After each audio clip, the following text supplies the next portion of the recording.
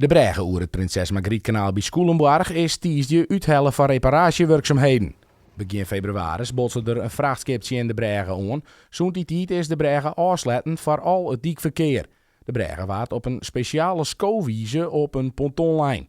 Ja, de brug die weegt 116 ton. We hebben hem gisteren gewogen.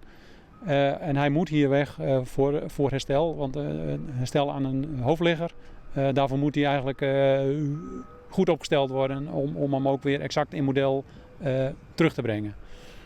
Waar gaat er heen? Hij gaat naar Groningen. Omwenners binnen blied dat de bregen lang omlet voortgaat van reparatie, maar het gemis van de verbinding bloot groot. Je kan net even simpel meer over de bregen heen rennen. Had je naar de andere kant willen of je moet naar de dokter staan, dan moet je dus een 5 tot 7 kilometer omrijden. De boeren is het volle slimmer, want er zijn boeren die op deze kant al hier lopen. Die moeten nou al hier over de tillen rijden met hun materiaal. Als ze hier op deze kant wezen willen, dat je met dong uitrijden of wat dan ook. Het is een eind omrijden en dus verlies van geld. Het repareren liep het in eerste instantie meerdere mannen in beslag te nemen. Het is behoorlijk beschadigd.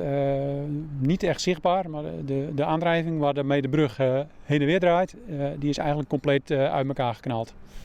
De onderdelen lagen verspreid zo in een straal van een 10 meter rond de brug. Ook de sliet lag bovenop voor het dagelijks vernijt, zodat de bregen Takomir net nog eens een keer dicht hoegt.